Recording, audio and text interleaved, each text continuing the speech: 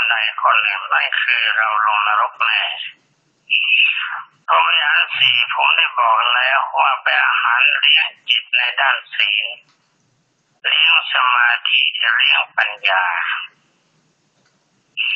ดังนั้นว่าการเจริญพรหมวิหารสี่นี้เป็นพระอรหันต์ง่ายที่สุดทั้งนี้เพราะอะไรเพราะว่ามีแต่สภาพดินต่อไปเราก็นั่งมานั่งคิดเมตตาตัวเมตตาใจของเราเมตตาคือรักใจเรากรุณาสงสารใจเรามุตุตาเพราะยินดีกับใจของเราอุเบกขาวางเฉยกับใจของเรา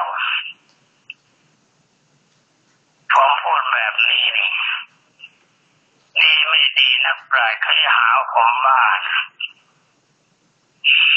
แต่ความจริงผมก็พร้อมแล้วที่รับความเป็นบ้าอะไรเพราะผมบ้ามานานแล้วผมเป็นคนชอบบ้าจะบ้าแบบไหนไปที่คิดได้ออกนอกทางอาการอย่างใดที่ชาวโลกเขาต้องการกันอาการอย่างนั้นเราไม่ทำอย่างเขาก็หาว่าบ้าอย่างคนเขากินเหล้าเราไปนั่งพูดธรรมะเขาก็หาว่าเราบ้าคนเขาคุยธรรมะกันอยู่เราไปกินเหล้าในวงธรรมะเขาก็หาว่าเราบ้าอาการอย่างไรถ้าไม่เหมือนกับสังคมนั้นๆเขาก็หาว่าเราบ้าตอนนี้เราก็มาบ้ากันบ้ารักใจตัวเองบ้าสงสารใจตัวเองบ้ายินดีกับใจของตัวเองบ้าวางเฉยกับใจของตัวเองบ้าตรงไหนล่ะแล้วก็มานั่งเมตตาจิตของเราว่าโอ๋หนอการปรารถนาในกามารมณ์ปรารถนาในการครองคู่ที่ก็ถือว่าการแต่งงานเป็นความสุขนะเราต้องพิจารณาโดยที่คนที่เขาแต่งงานนั้นมันสุขหรือมันทุกข์ดูคนที่เขาแต่งงานแล้วการงานมันก็ต้องเพิ่มขึ้นก่อนที่เขาจะแต่งกายกันก็เลือกแล้วสวยแล้วดีแล้ววิเศษแล้วแข็งแรงดีแล้วแต่ว่าแต่ละคนทรงสภาพอย่างนั้นหรือเปล่าไม่ช้าก็แก่ลงไปทุกวันแล้วคุยว่าในเขานั่งยิ้มกันอยู่ตลอดวันตลอดคืนหรือเปล่าดีไม่ดีก็นั่งทะเลาะกันให้เราฟังถ้าก็มีลูกมีหลานขึ้นมาสร้างความสุขตัวสร้างความทุกข์หาความจริงก็แล้วกันดูของจริงคือของจริงเขามีให้เราดูเมื่อคู่วิวาห์แต่ละคู่นะเขาสุขแล้วว่าเขาทุกข์มองหากันเองอยู่คนเดียวทำอะไรได้ตามใจชอบถ้ามีคู่ครองเราจะต้องเอาใจคู่ครองจะทำอะไรทุกสิ่งทุกอย่างตามใจเราชอบไม่ได้แล้วคู่ครองทุกคู่เขาเคยทะเลาะกันไหมคู่ครองทุกคู่เคยต้องลำบากยากเย็นเพราะอำนาจของคู่ครองมีไหมการมีบุตรมีภรรยานะมันมีความสุขและความทุกข์มีบุตรธิดาคือมีลูกหญิงลูกชาย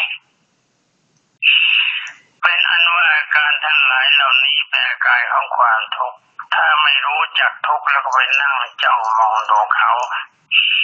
แล้วก็มาตัดสินกำลังใจเรา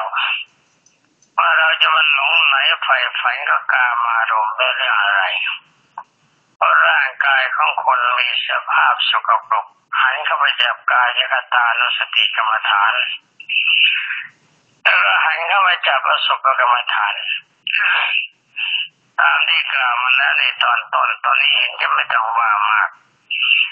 จนกระทั่งกำลังใจของเราคิดว่าก็คนทุกคนมีร่างกายนี่มันไม่ใช่เราไม่ใช่ของเราร่างกายเต็มไปด้วยสภาพสกปรกการอยู่สองครองคู่เต็มไปด้วยความทุกข์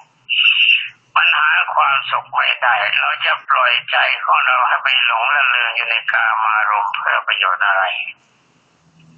ถ้าเรารัก ใจของเราแล้วก็ห้ามใจมันไว้ว่าสิ่งนี้มันเป็นทุกข์ถ้าเราสงสารใจของเราแล้วก็ห้ามใจมันไว้ว่าจะไปยุ่งกับความทุกข์มันไม่ใช่แดนของความสุขถ้าเราสามารถห้ามมันได้จิตมันทรงตัวจนทั้งไม่มีอารมณ์เข้าไปเกี่ยวข้องแล้วก็ยินดีกับจิตของเราที่เรียกว่ามุทุตาต่อมาเราใช้สังขารอุเบกขาญาณคืออุเบกขาวางเฉยจงเอาสร้างอารมณ์ของเรามีความรู้สึกว่าเห็นเพศตรงกันข้าม